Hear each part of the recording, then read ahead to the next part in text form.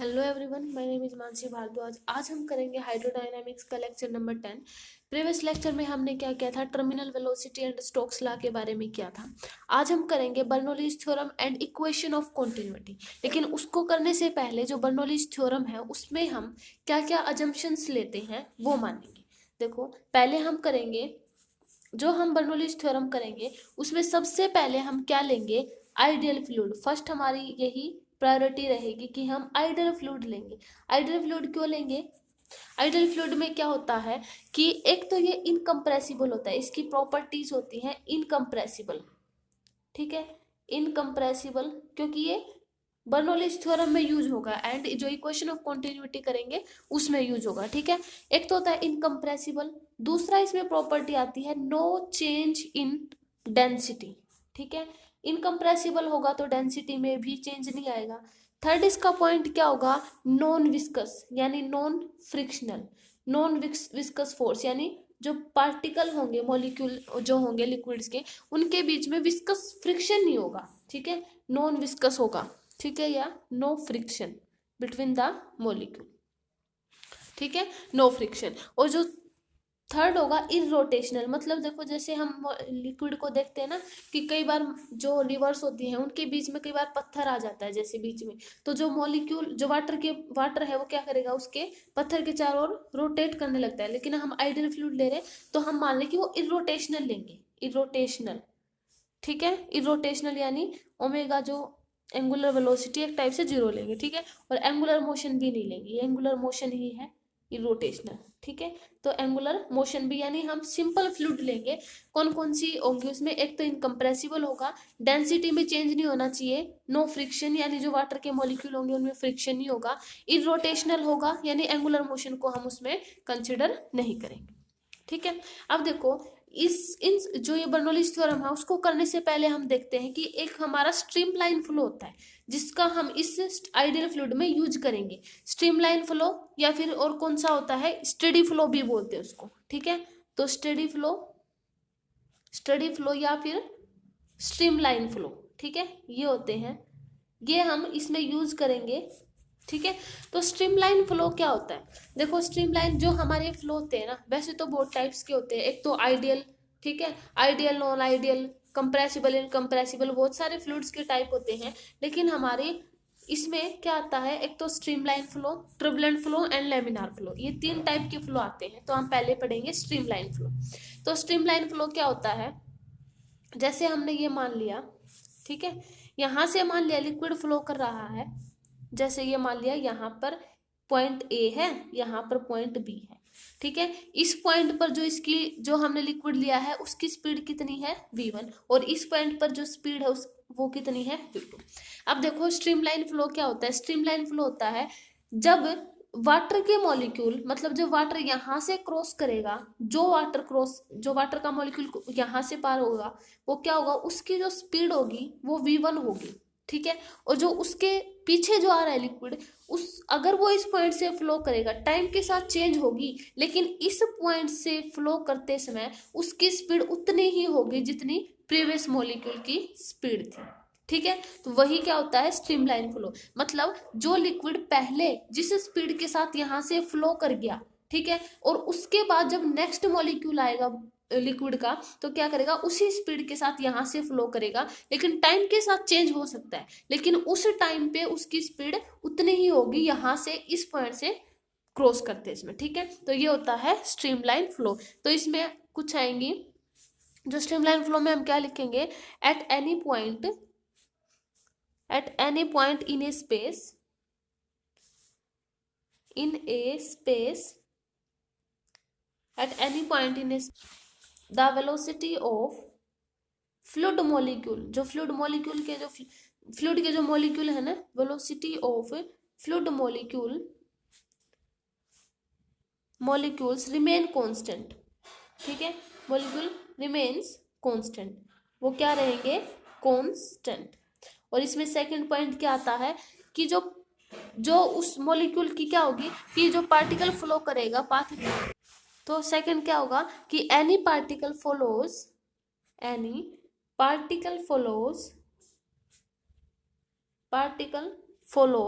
The path of previous particle, मतलब जो पहले वाला पार्टिकल जा चुका है वही जो नेक्स्ट पार्टिकल आएगा वो उसी पाथ को फॉलो करेगा। ठीक है, प्रीवियस पार्टिकल, इसका क्या मतलब हुआ, जैसे यहाँ से एक लिक्विड का मॉलिक्यूल गया और उसी स्पीड के साथ नेक्स्ट जो मॉलिक्यूल आएगा सेम उसी स्पीड के साथ यहाँ से क्रॉस होगा। ठीक है, तो any particle follows the path of previous particle, ये होता है स्ट्रीमलाइन फ्लो। जैसे अगर हम यहाँ पे देखें, ठीक है, तो हम क्या देखेंगे कि अगर इस पॉइंट पर हमें अगर स्ट्रीमलाइन फ्लो देखना हो तो हम क्या करेंगे, मान लिया इस पॉइंट पर हम टेंजेंट ले लेंगे। ठीक है, तो ये मान लिया टेंजेंट और इसकी स्पीड वी ए, अगर इस पॉइंट पर देखें तो यहाँ से टेंजेंट ले लेंगे वी बी। ठीक है, ये पॉइंट बी मान लेते हैं। ठीक है, तो इस टाइम से स्ट्रीमलाइन, इस टाइप से जो हम स्ट्रीमलाइन फ्लो देख सकते हैं उस पे हम क्या लिख सकते हैं, टेंजेंट एक टाइप से। ठीक है, तो टेंजेंट लगा सकते हैं। और एक क्वेश्चन आता है कि क्या जो स्ट्रीमलाइन फ्लो होती है की जो लाइन होती है, स्ट्रीमलाइन फ्लो की जो लाइन, क्या वो इंटरसेक्ट करती है, इसी के बेस पे है, टेंजेंट के बेस पे। देखो जैसे ये हो गया स्ट्रीमलाइन फ्लो, जैसे ये दो टाइप की लाइन होगी।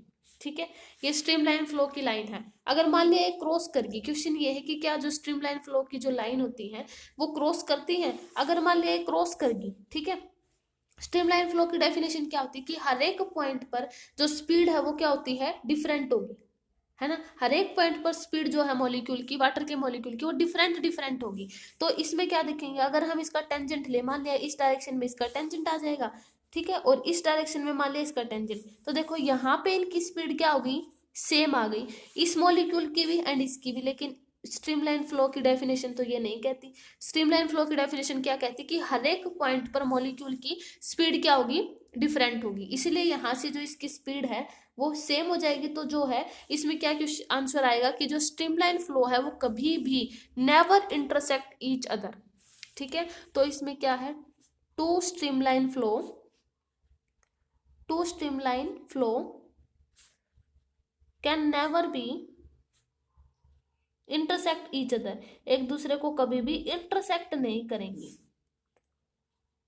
ठीक है, ये है स्ट्रीमलाइन की एक इंपॉर्टेंट नोट। ठीक है, तो ये होता है स्ट्रीमलाइन फ्लो। अब इसी की जो ये अजम्पशंस हमने माननी है कि हमने आइडियल फ्लूइड लिया है और इनकम्प्रेसिबल लिया है, no change in density, non viscous, irrotational, angular motion, मतलब हम कंसीडर नहीं करेंगे। तो इन सब चीजों का हम यूज करेंगे इक्वेशन ऑफ कॉन्टिन्यूटी। तो नेक्स्ट हम करते हैं इक्वेशन ऑफ कॉन्टिन्यूटी, जो बहुत ही इंपॉर्टेंट है। देखो equation of continuity, equation of continuity क्या होती है, जैसे हमने मान लिया ये कोई फ्लूइड है, जैसे हमने कोई पाइप मान लिया, ठीक है, इसके अंदर से कोई फ्लूइड फ्लो कर रहा है, ये मान लिया हमने फ्लूइड फ्लो कर रहा है इसके अंदर से। ठीक है, इसका एरिया ऑफ क्रॉस सेक्शन हमने A1 मान लिया, इसका एरिया ऑफ क्रॉस सेक्शन हमने A2 मान लिया। ठीक है, इस पे प्रेशर मान लिया P1 और उस पे P2। ठीक है, P1 और P2 ये प्रेशर अलग अलग मान लेते हैं। ठीक है, ये हमने कोई पाइप माना।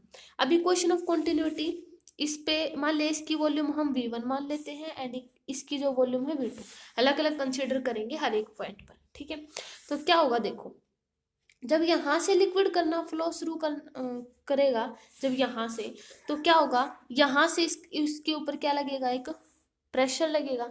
तो यहाँ से एक चीज और आती है कि जो रेट ऑफ फ्लो होता है, रेट ऑफ फ्लो वो किसके इक्वल आ जाता है, volume flown in 1 second.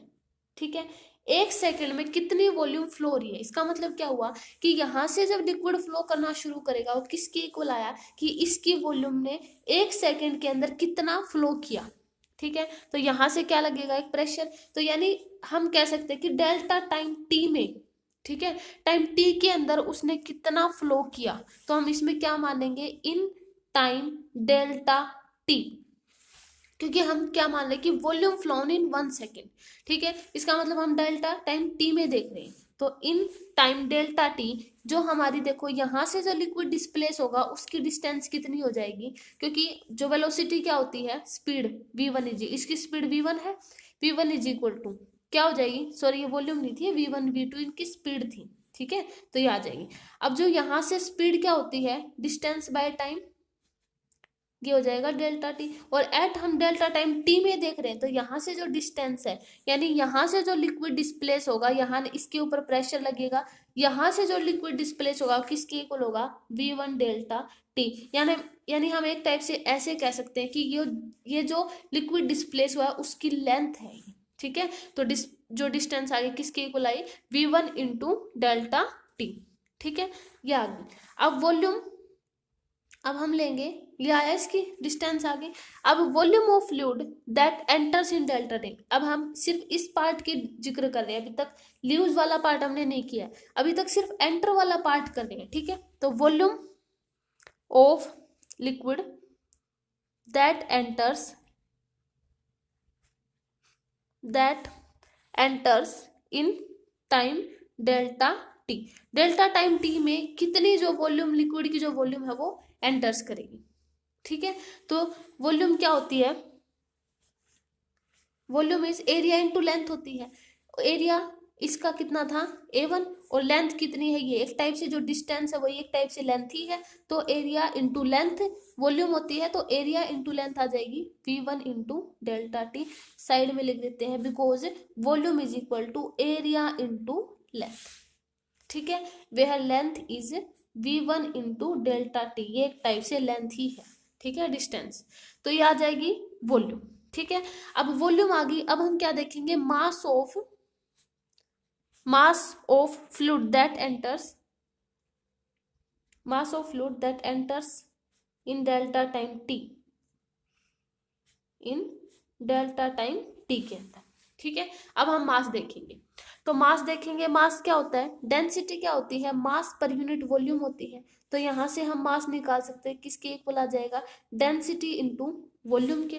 Density ρ1 ρ2 अलग अलग थीम की, तो ρ1 आ जाएगा इंटू जो वॉल्यूम है, वॉल्यूम किसके इक्वल है, A1 V1 delta T1, A1 V1 delta T हो जाएगा, ठीक है। यह आ जाएगा मास, आ गया।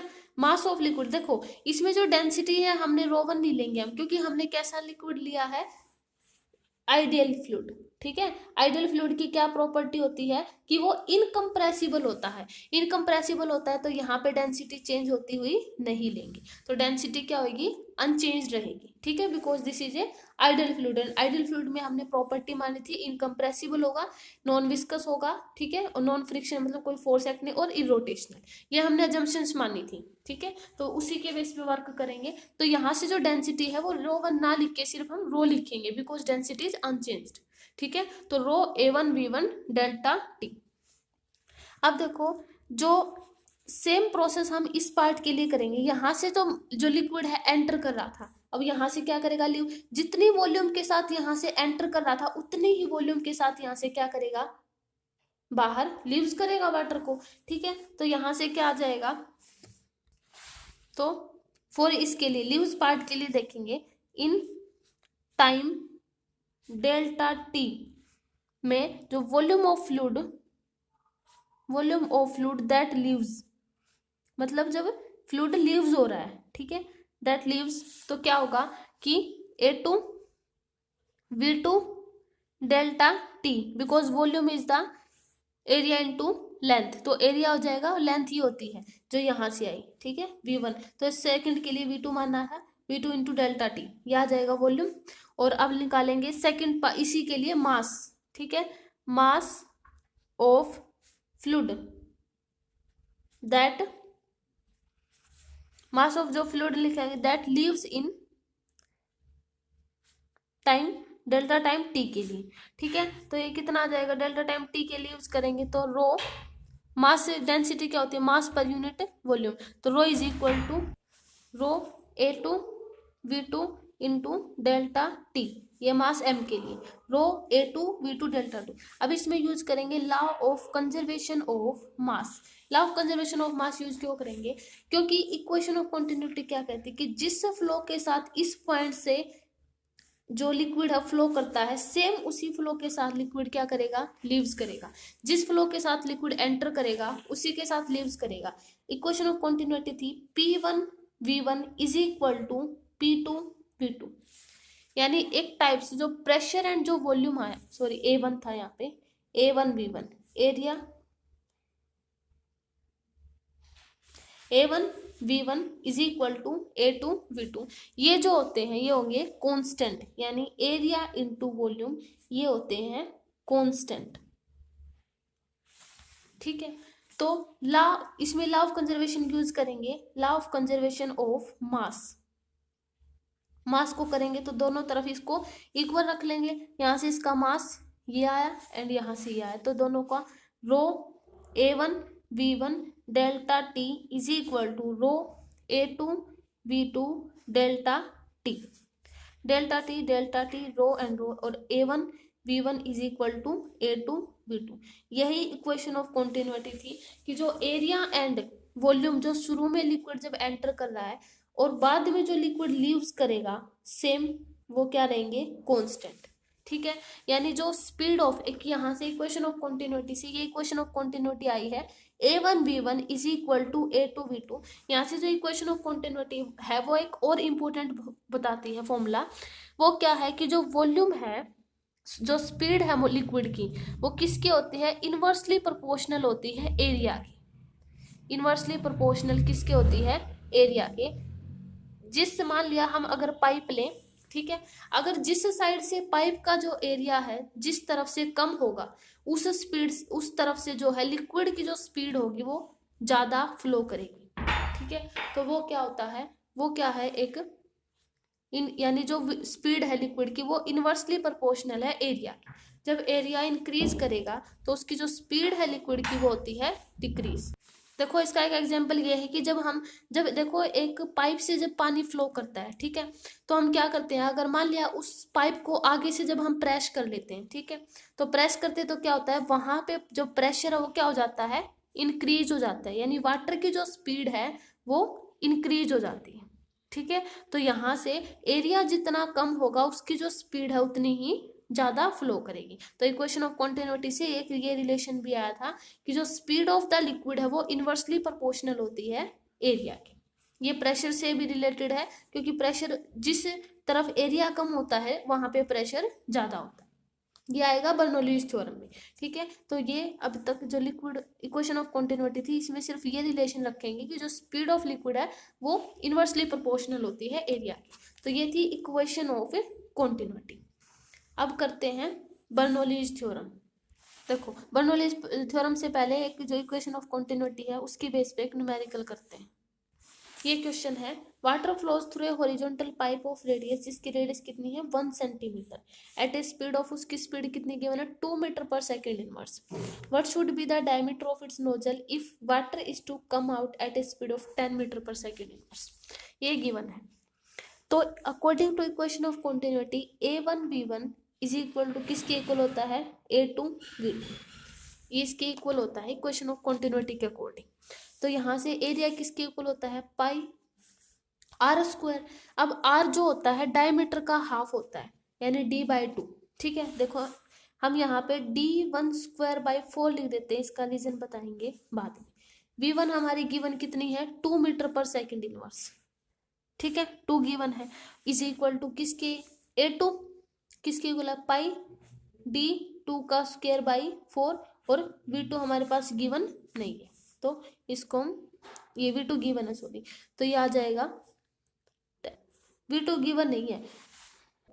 ठीक है, तो ये आ जाएगा V2, और ये 10 गिवन है V2, V1 और V2 गिवन है 2 एंड 10। अब देखो जो रेडियस होती है, देखो साइड में लिख देते हैं, रेडियस किसके इक्वल होती है, डायमीटर/2। डायमीटर का हाफ होती है रेडियस। यहाँ से D/2 क्यों लिखा, क्योंकि यहाँ पे R स्क्वायर है, तो यहाँ इसको हम क्या लिख सकते हैं, इसको D²/4 लिख सकते हैं ना, क्योंकि रेडियस D/2 होती है, तो R² किसके इक्वल आ जाएगा, D²/4 के इक्वल आ जाएगा। तो यहाँ से पाई, ठीक है, D1² जो डायमीटर गिवन है वो कितना है 1 सेंटीमीटर, यानी रेडियस कितनी गिवन है 1 सेंटीमीटर। तो रेडियस 1 सेंटीमीटर, यहाँ पे है 2²/4 इंटू 2। ठीक है, क्योंकि रेडियस अगर 2 है तो डायमीटर, क्योंकि जो डायमीटर 2 टाइम्स ऑफ रेडियस होता है, तो यहाँ से 2²/4 लिख सकते हैं, is equal to pi. D2 हमारे पास गिवन है नहीं, तो यह आ जाएगा इंटू 10। तो पाई से पाई कैंसिल, यहाँ से कितना आ जाएगा 2, क्योंकि 4/4 1 into two is equal to किसके इक्वल आ जाएगा, d2²/4 इंटू 10। ठीक है, तो यहाँ से ये आ जाएगा, जब इसको सोल्व करेंगे तो 2, ठीक है, ये आ जाएगा into 4/10 is equal to d2 का स्क्वायर। यहाँ से 8/10 इज इक्वल टू d2 का स्क्वायर, और जब d2 निकालेंगे तो किसके इक्वल हो जाएगा, 8/10 की 1/2।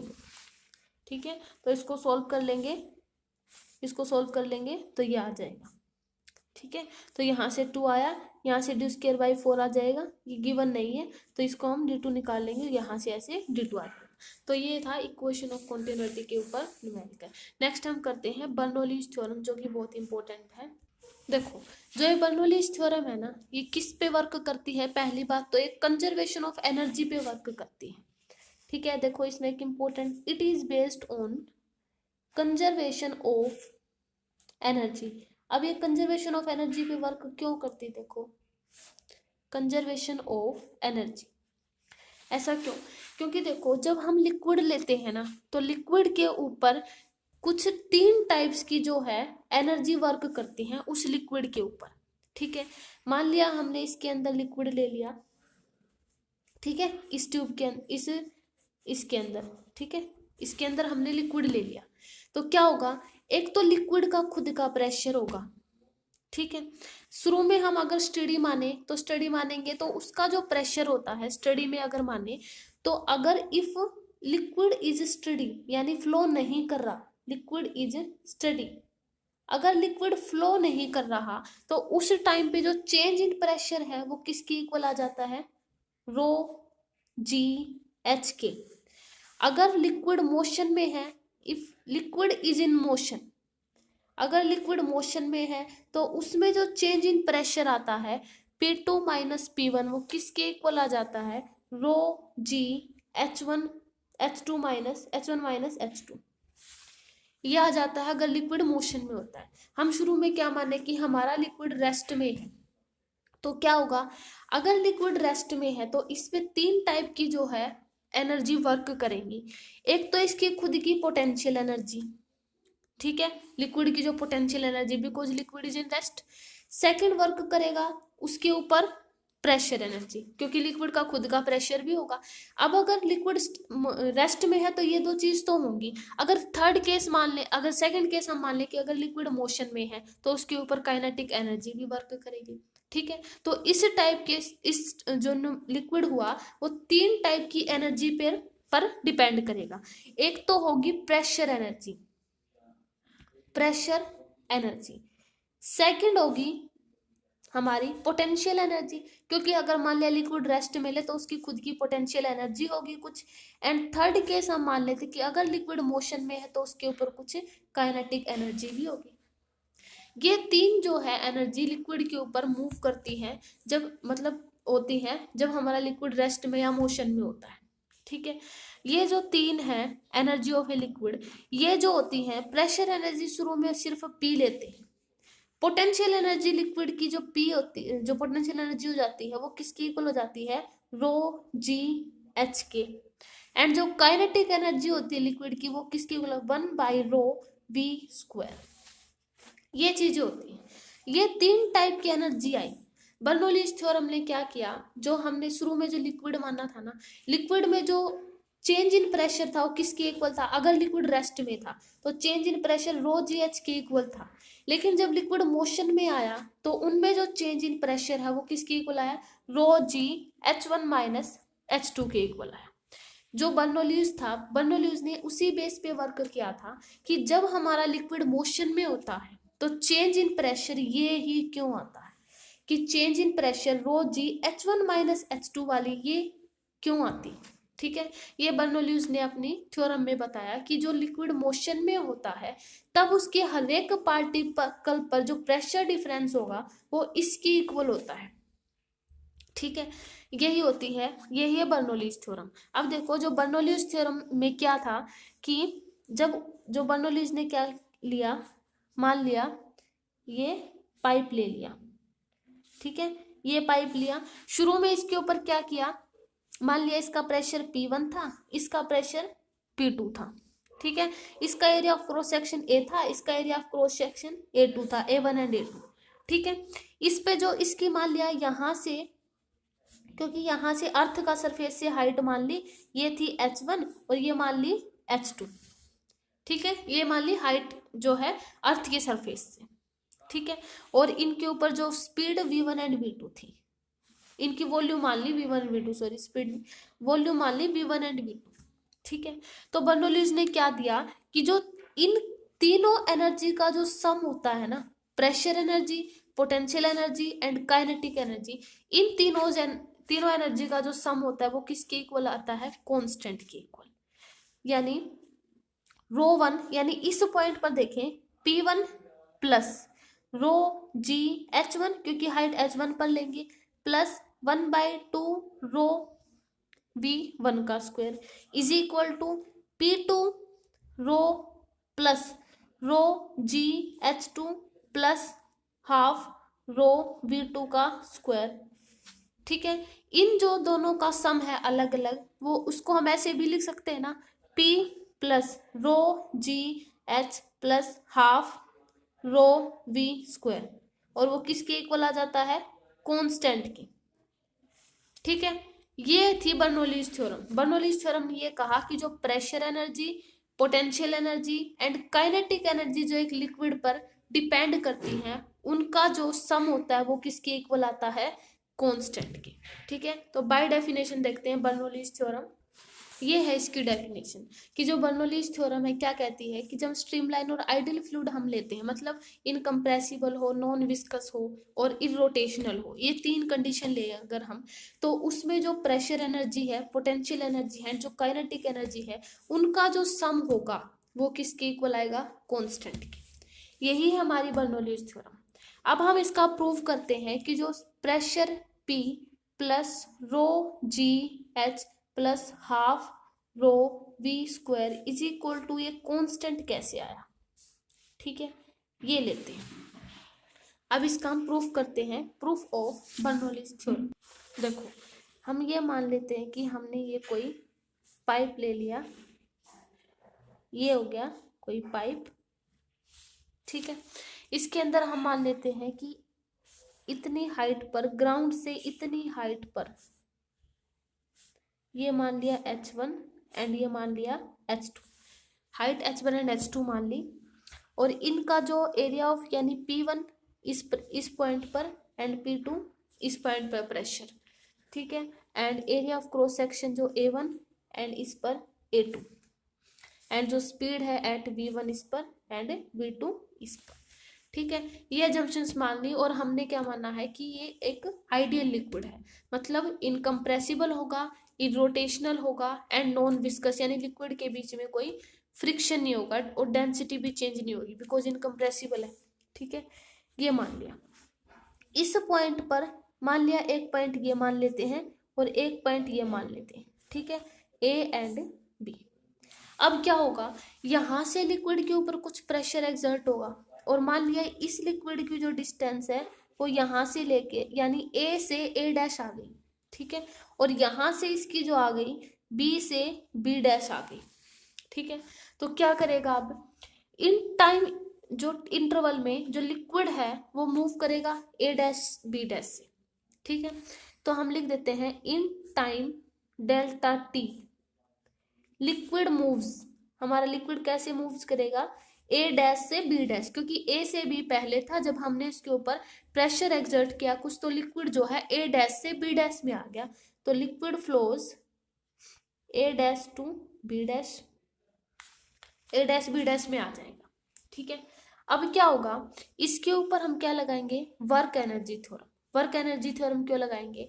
क्योंकि यहाँ से जो लिक्विड फ्लो एक्सर्ट, मतलब जो प्रेशर एक्सर्ट होगा, इस लिक्विड के ऊपर कुछ वर्क एक्सर्ट करेगा।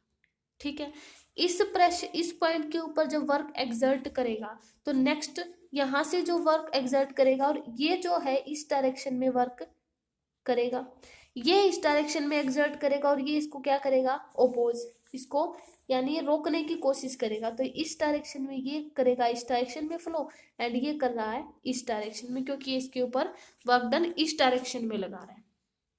ठीक है, तो by work energy theorem, work energy theorem, work energy theorem का यूज करेंगे तो work done bye all forces, अब जितने भी फोर्सेस इसके ऊपर एक्ट करेंगे वो किसके इक्वल हो जाएगा, चेंज इन काइनेटिक एनर्जी। यही होती है वर्क एनर्जी थ्योरम कि जो वर्क डन है all the forces is equal to change in kinetic energy. अब इस पे वर्क कौन कौन से होंगे फोर्सेज, एक तो इस पे हो सकता है फ्रिक्शन, ठीक है, लेकिन फ्रिक्शन क्यों नहीं होगा, क्योंकि हमने क्या लिया है, नॉन विस्कस फोर्स लिया है। एक इस पे हो सकता है एंगुलर मोशन वाला, अगर टॉर्क वाला फोर्स एक्ट कर सकता है, लेकिन टॉर्क एक्ट नहीं होगा, क्यों, क्योंकि हमने क्या लिया है, इरोटेशनल, बिकॉज आइडियल लिक्विड लिया है। ठीक है, तो इस पे सिर्फ जो है work work done by the liquid pressure, पहले देखो वो बाद में करते हैं कि कौन कौन से फोर्स एक्ट करेंगे, पहले हम देखते हैं कि जो वर्क डन है वो लिक्विड, जो ये प्रेशर एग्जर्ट, जो ये लिक्विड है वो कितना वर्क कर, ठीक है, तो हम क्या देखते हैं, work done by liquid pressure, पहले हम देखते हैं work done by liquid pressure, ठीक है, यानी लिक्विड जो है उस इसके ऊपर प्रेशर लगाते वक्त कितना वर्क करेगा, तो किसके इक्वल आ जाएगा, work done A to A dash. ऐसा क्यों, क्योंकि देखो जो ये वर्क डन हुआ ना वो इस इंटरवल के बीच में होगा, ए से ए डैश में कितना वर्क डन हुआ, क्योंकि जो प्रेशर एग्जर्ट हुआ वो ए से ए पॉइंट इसने लिक्विड जो है इतना डिस्प्लेस किया, यानी वर्क डन सिर्फ इस एरिया में होगा, और जो है सेकंड वर्क डन किस एरिया में होगा, plus work done B to B dash B dash. अब यहाँ से जो बी टू बी डैश हुआ वो पॉजिटिव नहीं आएगा, यहाँ से ये आएगा नेगेटिव, जब हम इसका वैल्यू सोल्व करेंगे तो यहाँ से negative, because this is in opposite direction, ये इस डायरेक्शन में एक्ट कर रहा है, लेकिन ये जो फोर्स वर्क है ये ऑपोजिट डायरेक्शन में एक्ट कर रहा है, तो यहाँ से ये आएगा नेगेटिव। तो यहाँ से जो वर्क डन है, प्रेशर क्या होता है, फोर्स पर यूनिट एरिया, देखो साइड में लिख देंगे, प्रेशर क्या होता है, फोर्स पर यूनिट एरिया, यहाँ से फोर्स किसके इक्वल आ जाएगा, प्रेशर इनटू एरिया के, ठीक है, तो प्रेशर इनटू एरिया, और वर्क डन क्या होता है, work done is equal to force into displacement, जो डिस्प्लेसमेंट हम लेंगे, ठीक है, तो work done is equal to force into displacement, तो फोर्स किसके इक्वल आया, P1 A1, और डिस्प्लेसमेंट हमने प्रीवियस उसमें जो कंटिन्यूटी में किया था वो किसके इक्वल था, V1 इंटू डेल्टा टी, तो हम इसको ऐसे लिख सकते हैं V1 इंटू डेल्टा टी, और यहाँ से ये वाली टर्म आ जाएगी कांस्टेंट। ऐसा क्यों, क्योंकि इस डायरेक्शन में जो वर्क है वो नेगेटिव ऑपोजिट हो रहा है, तो P2 A2 V2 delta T, ये आ जाएगा, ये आ गया इसके इक्वल, इन दोनों का नेगेटिव आ गया, ठीक है।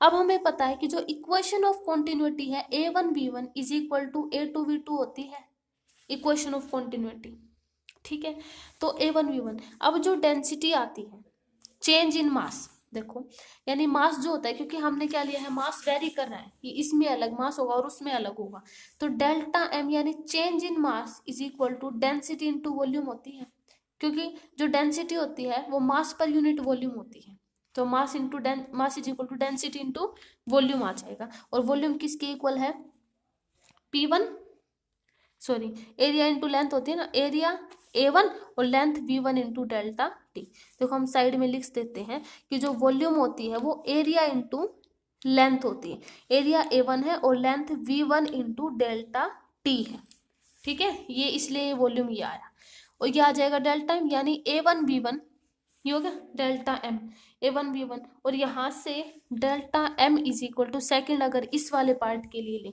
तो rho into A2V2 delta T, ये आ जाएगा।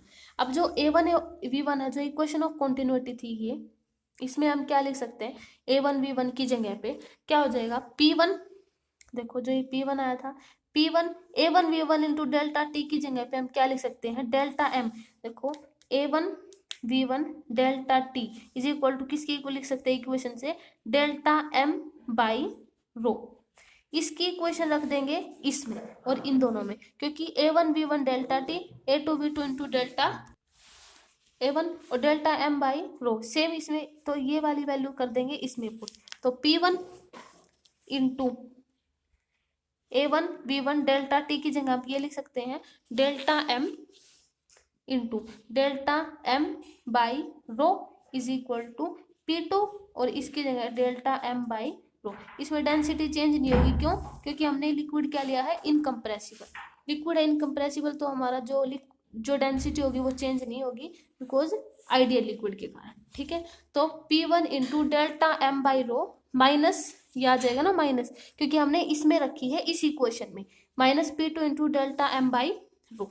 ठीक है, तो यानी हम यहाँ से ऐसे लिख सकते हैं ना, डेल्टा m बाई रो हम कॉमन ले सकते हैं, तो ये किसके इक्वल आ जाएगा, P2 माइनस P1 के। देखो यहाँ तक इक्वेशन हो गया। ये कैसे आया, ये कैसे हुआ था, क्योंकि हमने शुरू में क्या माना कि जो वर्क डन है वो इस इन एरिया में हो रहा है, ए से ए डैश में और बी से बी डैश में। ठीक है, तो वर्क डन जो होता है फोर्स इनटू डिस्प्लेसमेंट होता है। अब प्रेशर क्या होता है, फोर्स पर यूनिट एरिया, तो फोर्स किसके इक्वल आ जाएगा, प्रेशर इनटू एरिया के। ठीक है, तो जो प्रेशर होता है, जो फोर्स आया वो किसके, ये आ गया, तो जो प्रेशर इनटू एरिया, तो P1 A1। ठीक है, ये हो गया फोर्स। और डिस्टेंस जो होती है V1 इंटू डेल्टा टी, जो इक्वेशन ऑफ कंटिन्यूटी में हमने देखी थी। ठीक है, तो V1 इंटू डेल्टा टी, इन दोनों की इक्वेशन रख दी अलग अलग। इसमें नेगेटिव साइन क्यों है, क्योंकि यहाँ से जो लिक्विड है वो इसके ऑपोजिट डायरेक्शन में एक्ट कर रहा है। ठीक है, ये होगी इक्वेशन। अब इक्वेशन ऑफ कंटिन्यूटी हमारी ये थी, तो डेल्टा जो m आया वो किसकी इक्वल आया, जो डेंसिटी इंटू वॉल्यूम होती है ना, तो वॉल्यूम किसकी इक्वल हो जाती है, volume is area into length, तो एरिया और लेंथ ये थी। ठीक है, तो डेंसिटी इंटू वॉल्यूम, तो ये एरिया इंटू लेंथ ही आ गई। दोनों के लिए लिख दी, इसके लिए भी इसके लिए भी।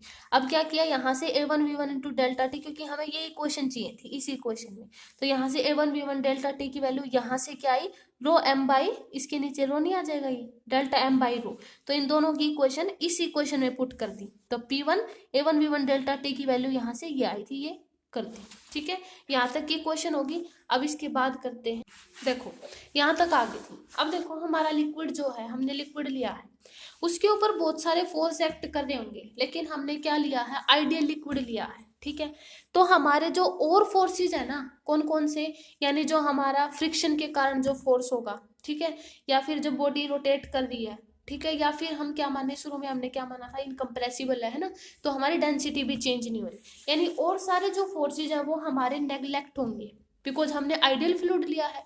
तो उसके ऊपर सिर्फ कौन कौन से वर्क एक्ट करेंगे, मतलब कौन कौन से फोर्स एक्ट करेंगे, एक तो ग्रेविटी का फोर्स एक्ट कर सकता है, और एक लिक्विड ने जो खुद ने प्रेशर दिया है वो। ठीक है, बाकी सारे हो जाएंगे नेग्लिजिबल, बिकॉज हमने आइडियल फ्लूइड लिया है। ठीक है, अब हमारी जो हमारा चेंज इन पोटेंशियल एनर्जी है वो किसके इक्वल आती थी, देखो इससे इक्वेशन रिलेट करेगी। चेंज इन जो पोटेंशियल एनर्जी थी वो किसके इक्वल आई थी, माइनस का work done of conservative force.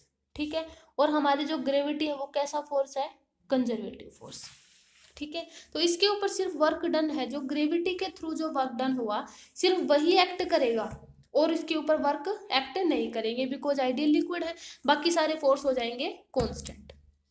ठीक है, यानी अगर हमें वर्क डन चाहिए ऑन ग्रेविटी के ऊपर, तो हम ऐसे लिख सकते हैं इसको, minus sign of change in potential energy. ये चेंज इन पोटेंशियल एनर्जी की डेफिनेशन थी ना, तो उस डेफिनेशन से लिया है ये हमने, कि जो minus work done of conservative थी, ये डेफिनेशन थी चेंज इन पोटेंशियल एनर्जी, तो ये आ गई। अब इसको हम कैसे लेंगे, जो वर्क डन ऑन ग्रेविटी था माइनस का चेंज इन जो फाइनल था UF, चेंज इन जो पोटेंशियल एनर्जी थी फाइनल माइनस UI यानी इनिशियल। अब देखो हमने जो लिक्विड लिया था वो किस टाइप से था, अब देखो ये डायग्राम था हमारा कुछ इस टाइप का, तो change in potential energy final minus initial होएगा। ठीक है, तो हम कैसे लिखेंगे, U of AB minus U of A dash B dash, ऐसा क्यों, क्योंकि शुरू में जो पोटेंशियल एनर्जी हुई थी ना AB, और चेंज कैसे आया, पहले इनिशियली कितनी थी A से B, एंड फाइनल कितनी हुई A डैश से B डैश, तो हम ऐसे लिखेंगे। ठीक है, तो ये आगे हमारी पोटेंशियल एनर्जी में चेंज ये हुआ। अब AB को हम कैसे लिख सकते हैं, AB को, क्योंकि हमें ये पॉइंट भी चाहिए, क्योंकि हमारा जो लिक्विड डिस्प्लेस हुआ है ना वो यहाँ पर भी हुआ है, तो हम इस पॉइंट को छोड़ नहीं सकते, तो इस इंटरवल को भी लेंगे, साथ में ये इंटरवल भी लेना पड़ेगा। तो हम AB को कैसे लिख सकते हैं, AB के इंटरवल को you A dash, A dash, ये आया यू ए डैश से, और ए डैश बी, प्लस में क्या लिखेंगे यू ए डैश बी, या यू ए बी। और सेकंड हमें क्या निकालना है, U A dash B dash, A dash B dash को भी कंसीडर करेंगे, तो ए डैश बी डैश को कंसीडर करेंगे तो शुरू में ए डैश बी, ये इस वाले को यू ए डैश बी, और साथ में माइनस किसके इक्वल आ जाएगा यू बी बी डैश, क्योंकि हमें पूरा इंटरवल के अकॉर्डिंग, पूरा इंटरवल में चाहिए कि कितनी चेंज हुई हमारी पोटेंशियल एनर्जी, है ना। तो यहाँ से U A dash B minus U B B dash, ये आ जाएगा। इससे ये कैंसिल हो जाएगा, यू ए बी सिर्फ इतनी थी, है ना, U A dash B dash ये थी, माइनस तो मैंने इसी में कर दिया ऐसे, ठीक है, ये आ जाएगा। तो यहाँ से जब हम इसको देखेंगे तो इसमें सिर्फ ये टर्म आई यू ए से ए डैश, यानी कितनी चेंज हुई माइनस यू बी से बी डैश, ये आया change in potential energy. Change in potential energy हमने डेल्ट जो मास चेंज था ये किसके इक्वल होते हैं, change in M G H की, तो एम मास हमने क्या लिया था डेल्टा एम जी, हाइट कितनी थी h1, ठीक है, minus delta M G h2, delta M G common ले लेंगे तो ये आ जाएगा h1 माइनस h2। ये कब फोर्स लगा, लिक्विड के थ्रू, है ना, सॉरी ये वर्क डन बाय ग्रेविटी के अकॉर्डिंग हुआ ना, ग्रेविटी के अकॉर्डिंग हमने निकाला था, है ना, क्योंकि जो नीचे की ओर ग्रेविटी तो एक्ट करेगी ना, तो उसके अकॉर्डिंग ये आया था, ठीक है, ये वर्क डन था बाय ग्रेविटी के थ्रू। अब हम वर्क डन निकालेंगे बाय लिक्विड, यानी जो हमारा फ्लूइड है उसने कितना वर्क डन किया, वो तो हम प्रीवियस में निकाल चुके, ये आया था, ये वर्क डन बाय फ्लूइड आया था, वर्क डन बाय फ्लूइड वो किसके इक्वल आया, डेल्टा एम रो P2 माइनस P1, ये आ गया ग्रेविटी के थ्रू वर्क डन, और ये आ गया वर्क डन बाय फ्लूइड, ठीक है। अब हम इसके ऊपर वर्क एनर्जी थ्योरम लगाएंगे। वर्क एनर्जी थ्योरम क्या कहते हैं कि जो नेट वर्क मतलब जो नेट फोर्स आया था, है ना, नेट वर्क डन आया था बाय ऑल फोर्सेस के, यानी एक तो बाय लिक्विड यानी खुद का जो फ्रिक्शन यानी जो फोर्स था ना लिक्विड का, फ्लूइड का खुद का force, plus work done by gravity is equal to किसके इक्वल आता, चेंज इन काइनेटिक एनर्जी यानी के एफ माइनस के आई, ये था, ठीक है। तो वर्क एनर्जी थ्योरम जब हम यूज करेंगे तो यहाँ से के फाइनल जो आएगा के ए डैश बी डैश माइनस के ए बी, ऐसा क्यों, क्योंकि ए डैश से बी डैश में, और माइनस ये फाइनल था ए डैश से बी डैश, और इनिशियल क्या थी ए से बी, काइनेटिक एनर्जी थी ना लिक्विड की, ठीक है।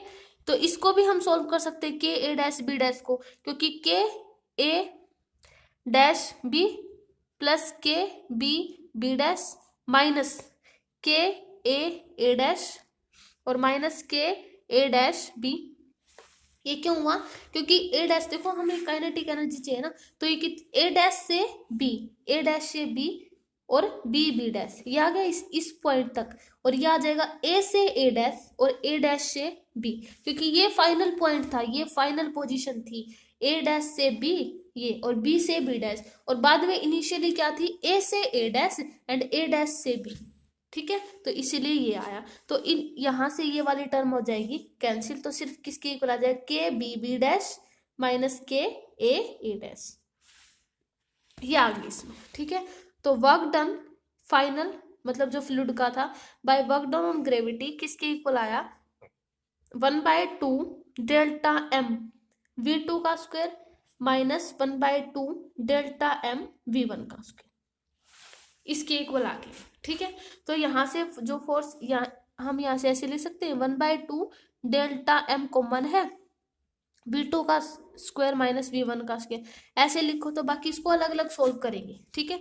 तो जो फोर्स इसके ऊपर जो वर्क डन किया था यानी जो फ्लूइड ने खुद का फोर्स दिया था वो ये था, ठीक है ना, और ग्रेविटी वाला ये था। तो फ्लूइड वाला हम लिखेंगे डेल्टा एम, देखो फ्लूइड वाला लिखते हैं डेल्टा एम रो P2 माइनस P1, और ये ग्रेविटी वाला किसके इक्वल आया था plus delta M G H1 minus H2, और ये जो इसके हम अलग अलग लिखेंगे 1/2 डेल्टा एम V2 का square minus 1/2 delta M v1 का स्क्वायर। इन सारी टर्म से डेल्टा m जो है वो कैंसिल हो जाएगा यहाँ से।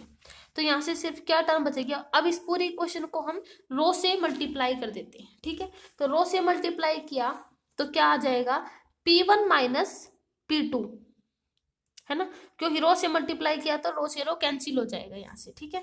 और यहाँ पे क्या आ जाएगा, plus rho G h1 minus इस वाले टर्म को, ये हो जाएगा ना, रो हमने रो से मल्टीप्लाई कर दिया, rho G h1 minus rho G h2 is equal to, इसको हमने रो से किया तो 1/2 रो v2 का स्क्वायर माइनस 1/2 रो v1 का स्क्वायर, ये आ गई इक्वेशन, ठीक है। जब हम इनको सॉल्व करेंगे तो ये किसके इक्वल आ जाएंगी, p1, क्योंकि 1 वाली इक्वेशन कर लेते हैं एक side, plus rho G h1, ये आया यहाँ से p1 रो जी h1, और यहाँ से ये वाली टर्म लेके आएंगे तो प्लस हो जाएगा हाफ रो v1 का स्क्वायर इज इक्वल टू किसके इक्वल आ गया, p2 आ जाएगा, प्लस आ जाएगा क्योंकि उस तरफ जाएगा रो जी h2 और प्लस हाफ रो v2 का स्क्वायर, ये आया। और यही हमारी क्या थी, बर्नौलीज थ्योरम, ठीक है। यानी जो टोटल एनर्जी थी कौन कौन सी, pressure energy, potential energy and kinetic energy, उन दोनों का जो सम है वो आता है कांस्टेंट, ठीक है। और यही हमारी क्या थी, बर्नौलीज थ्योरम, और यही हमने प्रूव कर दिया, ठीक है। तो बर्नौलीज थ्योरम होगी, इसके ऊपर दो ही फोर्स एक्ट करेंगे, एक तो जो वर्क डन बाय ग्रेविटी, एक जो वर्क डन बाय जो फ्लूइड ने खुद ने लगाया, बाकी सारे क्या होंगे, कांस्टेंट, बिकॉज हमने आइडियल फ्लूइड लिया है, ना तो इसमें रोटेशनल वाला एक्ट कर सकता, ना ही इसमें फ्रिक्शनल वाला, ठीक है। बाकी सारे कांस्टेंट रहेंगे, सिर्फ ये ग्रेविटी और फ्रिक्शन वाला होगा। अब हम करते हैं, जो हमने चेंज इन प्रेशर देखा था ना, जो बर्नौलीज ने बताया था कि जब हमारा लिक्विड मूव कर रहा होता है तब प्रेशर में चेंज आता है, वो क्या होता है, अब वो करते हैं। देखो हमारी बर्नौलीज थ्योरम क्या कहती है कि P1 plus rho G h1 plus half rho v1 square is equal to P2 plus rho G h2 plus half rho v2 का स्क्वायर, ये होते हैं इक्वल, ठीक है। यानी हम इसको ऐसे लिख सकते हैं ना, P प्लस रो जी h प्लस हाफ रो v स्क्वायर, ये किसके इक्वल आ जाए, कांस्टेंट के, ठीक है। इसको हम ऐसे लिख सकते हैं कि ये कांस्टेंट भी हो सकता है, ठीक है। अगर हम मान लें कि हमारा लिक्विड स्टैटिक है, ठीक है, if fluid is in static, static मतलब रेस्ट में है, मूवमेंट नहीं है उसमें कुछ, तो v1 और v2 किसके इक्वल आ जाएंगे, जीरो के। v1 v2 जीरो है, यानी इसमें ये वाली टर्म जो है कैंसिल हो जाएगी v1 और v2 वाली, यानी हम इसको ऐसे लिख सकते हैं p1 plus rho G h1 is equal to p2 plus rho G h2, क्योंकि स्पीड वाली जो टर्म है वो कैंसिल ही होगी। तो हम कैसे लिख सकते हैं, इसको कैसे कर सकते हैं, p2 minus p1 is equal to किसके इक्वल आ जाएगा, रो जी और h1 माइनस h2, ठीक है, ये आ गया। अब देखो ये आ गया, अब P2 माइनस P1 रो जी h1, ये कब था, जब हमारा लिक्विड किस में था, मोशन, लिक्विड मोशन में था तब आया ये बर्नौलीज थ्योरम, बर्नौलीज ने यही बताया था कि जब हमारा लिक्विड जो है मोशन में होता है तो उनका जो प्रेशर में चेंज होता है ना, वो इसके इक्वल आ जाता है, ठीक है।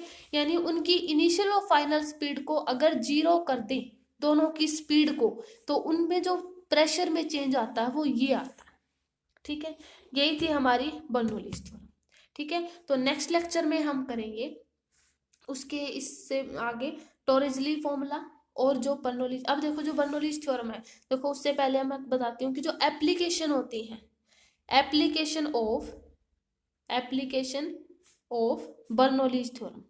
देखो बर्नौलीज थ्योरम की एप्लीकेशन क्या है, देखो हमने कई बार देखा है कि जो बहुत ज्यादा हवा चलती तो क्या होता है, जो टिन की जो छतें होती वो उड़ जाती है, कई बार घरों की छतें, जो कच्चे मकान होते हैं ना उनकी छतें उड़ जाती है, ऐसा क्यों, क्योंकि देखो जब एयर जो है, जो छत के ऊपर जो एयर है वहां पे बहुत ज्यादा तेजी से हवा चलती है, ठीक है, एयर ज्यादा है तो वहां पे प्रेशर क्या है, कम, और जो घर के अंदर है, रूम के अंदर, वो क्या है, प्रेशर, क्योंकि वहां पे एयर तो है नहीं और प्रेशर क्या है, ज्यादा, और प्रेशर ज्यादा होने के कारण वो उस रूफ को उड़ा देते हैं। ठीक है, ऐसा ही हमारे विंग्स में होता है, जो एरोप्लेन विंग्स होते हैं उनमें भी जो है बर्नौलीज फॉर्मूला, जो बर्नौलीज थ्योरम यूज की जाती है। ऐसा क्यों? क्योंकि जो हमारी विंग्स होती है ना एरोप्लेन की, उनकी जो एरोप्लेन की विंग्स के ऊपर जो हवा होती है वो बहुत तेज से होती है ना, तो वहां पे प्रेशर क्या होता है, कम, और जो विंग्स के नीचे होता है प्रेशर क्या होता है, ज्यादा। ठीक है, तो हमारे एरोप्लेन की विंग्स जो देखो कई बार हमें क्या दिखाता है, झुकते हुए दिखाई देते हैं, है ना, झुके हुए दिखाई देते हैं ना, तो उनका रीजन क्या होता है, बर्नौलीज थ्योरम। और कई बार ऐसा होता है, देखो हम छोटे से पाइप पे जब हम छोटी सी देखो रबर की बॉल देखते हैं, तो अगर हम उसको जब हमारे जो मुंह से क्या करेंगे, अगर एयर फ्लो करेंगे ना, तो जो एयर जो वो बॉल है वो गिरती नहीं है। ऐसा क्यों? क्योंकि देखो जब हम उसके ऊपर एयर लगा रहे हैं, जैसे हम क्या कर रहे हैं, जो एयर फ्लो कर रहे हैं ना हमारे माउथ से, तो क्या होगा, एयर ज्यादा है तो वहां पे प्रेशर क्या होगा, कम।